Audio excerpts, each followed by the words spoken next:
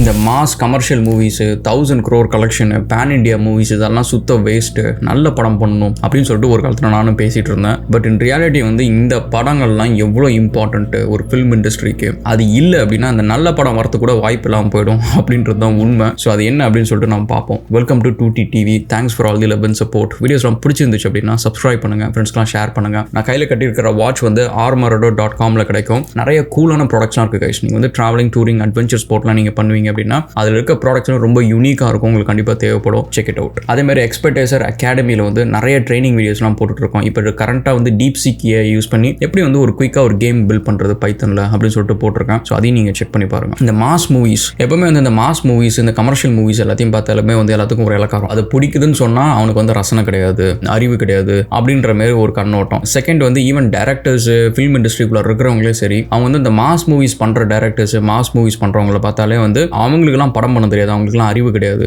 So அப்படின்ற மாதிரி தான் ஒரு பேச்சு இருக்கும். பட் அது வந்து எவ்வளோ இம்பார்ட்டன்ட், அவங்களனா இவங்க கிடையாது அப்படின்றதான் ஃபேக்ட் அது. ஸோ இதுக்கு வந்து கொஞ்சம் பின்னாடி நம்ம போனோம்னு வச்சுக்கோங்களேன். தென்னிந்திய தமிழ் திரைப்பட சங்கம் வந்து 100 years old ஆல்மோஸ்ட், ரொம்ப பழமையான ஒரு விஷயம். அது கூட வந்து பழமையான மூவிஸ் இண்டஸ்ட்ரீஸ் ஃபெட்டர்னிட்டி யார் யார் அப்படின்னு பார்த்தீங்கன்னா வந்து பாலிவுட், மராத்தி மூவிஸ், பெங்காலி மூவிஸ், இவங்க எல்லாருமே இவங்க நாலுமே பார்த்தீங்கன்னா இந்தியாவிலே வந்து ஓல்டஸ்ட். நீங்கள் அதனால தான் பார்த்தீங்கன்னா வந்து சென்னையில் வந்து கோடம்பாக்கத்தில் வந்து விஜயா ஸ்டுடியோஸ், வாகினி ஸ்டுடியோஸ் அப்படின்னு சொல்லிட்டு நிறைய Telugu based, even Prasad studios எல்லாம் பார்த்தீங்கன்னா வந்து நம்ம இளையராஜா இருந்த ஆஃபீஸ், அது எல்லாமே பார்த்தீங்கன்னா தெலுங்கு பேஸ்ட் இண்டஸ்ட்ரியில் இருக்கிறவங்கலாம் வந்து இங்கே வந்து ஸ்டுடியோஸ் வந்து பில்ட் பண்ணுவாங்க. பில்ட் பண்ணிட்டு அந்த ஸ்டுடியோஸ் தான் வந்து யூஸ் பண்ணிருந்தாங்க. ஏன்னா அப்போ வந்து தெலுங்குக்குன்னு சொல்லிட்டு தனியாக அங்கே ஒரு இண்டஸ்ட்ரி கிடையாது, மலையாளத்துக்கும் அங்கே ஒரு இண்டஸ்ட்ரி கிடையாது, கன்னடாவுக்கும் அங்கே தனியாக ஒரு இண்டஸ்ட்ரி கிடையாது. எல்லாம் இங்கே தான் வந்து சென்னையில் வந்து தான் எல்லா வேலையும் நடக்கும். அந்த போஸ்ட் ப்ரொடக்ஷனாக இருக்கட்டும், எடிட்டிங்காக இருக்கட்டும், அவ்வளோ டெக்னீஷியன்ஸ், அவ்வளோ பெரிய ஒரு ஹப்பாக இருந்தது வந்து தென்னிந்திய திரைப்பட சங்கம் அப்படின்றது தான். அண்ட் அதுக்கு நிகராக வந்து நிகராக இல்லை, அதோட பெருசாக அந்த டைமில் இருந்தது வந்து பாலிவுட் ஃபர்ஸ்ட். அதுக்கு நிகராக தென்னிந்திய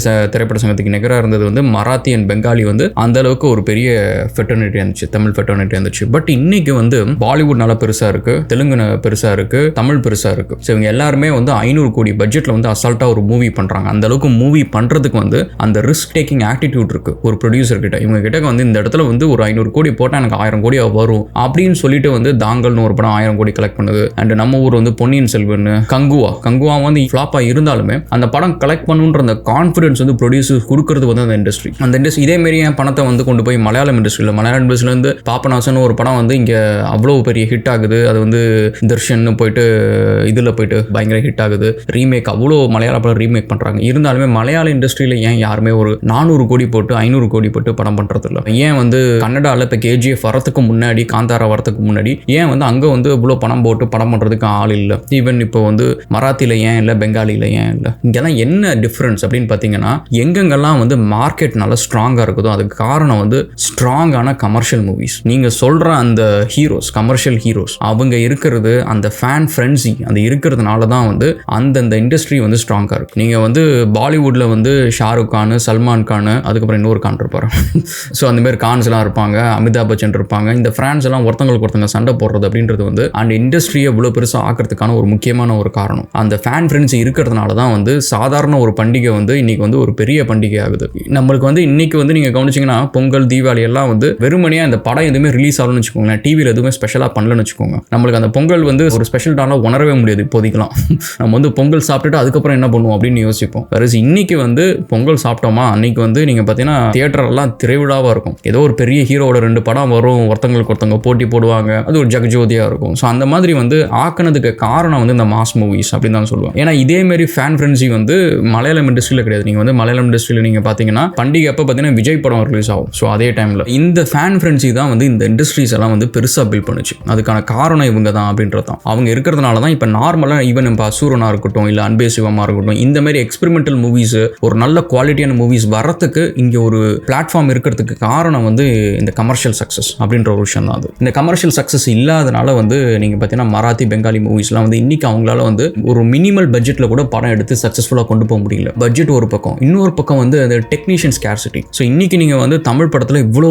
ஸ்ட்ராங்காக ஒரு இண்டஸ்ட்ரி இருக்குது, இவ்வளோ ஆக்டர்ஸ் இருக்காங்க, இவ்வளோ பேர் இருக்கிறதுனால படம் இவ்வளோ படம் வருது, அவுட்புட் வருது அப்படின்றதுனால அந்த படத்தை சப்போர்ட் பண்ணுறதுக்காக அதுக்காக ஒரு ஈகோ சிஸ்டம் கிரியேட் ஆகுது. நிறைய டயலாக் ரைட்டர்ஸ் இப்போ வந்து முத்துக்குமார், வைரமுத்து, கண்ணதாசன்லேருந்து இத்தனை பேர் வந்து பாடல் எழுதுறவங்க அண்ட் டயலாக் எழுதுறவங்க, சுஜாதா அந்த மாதிரி டயலாக் எழுதுறவங்க எவ்வளோ ஒரு டீப்பான ஒரு அண்டர்ஸ்டாண்டிங்கோட ஒரு இன்ட்ரெஸ்டிங்காக எழுதுறதுக்கான அந்த மொழியை வந்து நேசிக்கிறவங்க எவ்வளோ பேர் இருக்கிறாங்க. அவங்களுக்கு வந்து மொழி வந்து அவங்களுக்கு சோறு போட்டுச்சு. மொழி மட்டும் இல்லாமல் லிரிசிஸ்ட், டயலாக் ரைட்டர்ஸ், இந்த மாதிரிலாம் வந்து எவ்வளோ டிஃப்ரெண்ட்டாக வந்து அந்த ஒரு பர்டிகுலர் ஸ்கில் செட்டை வந்து அந்த கிராஃப்ட்டை வந்து எந்த அளவுக்கு நுணுக்கமாக தெரிஞ்சு வச்சவங்க இருந்தாங்க. ஏன்னா அந்த கிராஃப்ட் வந்து அவங்களுக்கு சோறு போட்டுச்சு. இப்போ இதுவே வந்து நீங்கள் பெங்காலி எடுத்துக்கோங்க, போஜ்பூரி எடுத்துக்கோங்க, மராத்தி எடுத்துக்கிட்டீங்கன்னு வச்சுக்கோங்களேன், அங்கே வந்து இப்போ வந்து ஈவன் படம் பண்ணுறதுக்கு ரெடியாக இருந்தாலுமே அங்கே டயலாக் ரைட்டர்ஸ் கிடையாது. மராத்தியில், பெங்காலியில் வந்து அந்த மொழியை நல்லா புரிஞ்சவங்க ரசனையோடு எழுதுறதுக்கு, போட்டி போடுறதுக்கு ஆள் கிடையாது. அப்படியே இருந்தாலும் ஒருத்தங்க 2 பேர் இருக்கிறாங்க, அந்த அளவுக்கு தெரியல, மொழி ஆர்வம் இல்லை. அதனால வந்து ஈவன் அவங்க எடுக்கணும்னு நினைச்சாலுமே அந்த கிராஃப்ட்ல வந்து மராத்தி அதிகமாக இருக்க மாட்டேங்குது. ஸோ அதுக்கு இன்னொரு கிரெடிட்டும் நம்ம யாருக்கு கொடுக்கணும்னு வச்சுக்கோங்களேன், நம்ம சன் டிவிக்கும் கொடுக்கணும். 1990s வந்து சந்திரகாந்தா இதெல்லாம் நம்ம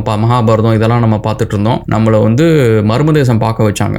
ஸோ அதுக்கப்புறம் நம்ம நிறைய தமிழ் சீரியல் பார்க்க ஆரம்பித்தோம். ராஜ் டிவி, விஜய் டிவி அப்படின்னு சொல்லிட்டு வரிசையாக வர ஆரம்பிச்சாங்க. நார்த்தில் வந்து சன் டிவி இல்லாதனால வந்து மராத்திக்காரங்க எல்லாருமே வந்து டிவி சீரியல் எல்லாம் ஹிந்தியில் பார்க்க ஆரம்பிச்சாங்க. மராத்திக்காரங்க, பெங்காலிக்காரங்க எல்லாருமே. ஸோ இப்போ அவங்களோட ஜென்ரேஷன் ஆஃப்டர் ஜென்ரேஷன் வந்து இப்போ ஃபுல்லாக பாலிவுட் மூவிஸ் பார்க்க ஆரம்பிச்சதுக்கப்புறம் லோக்கல் மூவிஸ் யாருமே பார்க்கறதுக்குலாம் அந்த கிராஃப்ட் போகுது. ஸோ இப்போ இதுக்கு வந்து முக்கியமான கிரெடிட், இந்த கிராஃப்ட் வந்து இந்த இடத்துல ஸ்ட்ராங்காக இருந்ததுக்கு, இவ்வளோ பெரிய மார்க்கெட் சக்ஸஸ் கொடுத்ததுக்கு வந்து கிரெடிட் வந்து இந்த கமர்ஷியலி சக்ஸஸ்ஃபுல் ஹீரோஸ்க்கு தான் சொல்லணும். எம்ஜிஆர், ரஜினியாக இருக்கட்டும், விஜய், அஜித்தா இருக்கட்டும், தனுஷா இருக்கட்டும், சிம்புவா இருக்கட்டும். ஸோ இவங்க எல்லாருமே வந்து they may not given like a very good quality, நல்ல ஸ்கிரிப்ட் இருக்கிற படம் அதெல்லாம் இருக்காது. திரும்ப அடிச்சமாவே தான் அரைச்சிருப்பாங்க. பட் என்னன்னா வந்து they made the industry live. அவங்க அந்த இண்டஸ்ட்ரி வச்சிருந்துட்டு உயிரோட நல்ல ஒரு ஹெல்த்தியான ஒரு ஷேப்பில் வச்சிருந்ததுக்கு, இன்கம் இவ்வளோ வந்ததுனால தான் வந்து அன்பேசிவம் அப்படின்ற மாதிரி நம்ம ரசிக்கிற மாதிரி நிறைய படம் வந்ததுக்கான காரணம் அப்படின்னு சொல்லலாம். கமர்ஷியல் சக்ஸஸ் அப்படின்றதுக்கு வந்து இந்த மாதிரி மாஸ் ஹீரோஸ் தேவை, இந்த மாஸ் படங்கள் தேவை. அதுங்க எவ்வளோ கனெக்ஷன் பண்ணுது அப்படின்றது முக்கியம் இல்லை. இந்த இண்டஸ்ட்ரி லைவாக இருக்கிறதுக்கு வந்து இந்த மாதிரி படங்கள் தேவை. ஸோ அதனால் இது வந்து நான் குப்பை படம் அப்படிலாம் சொல்ல மாட்டேன். நல்லதாக ஒரு படம் வரத்துக்கு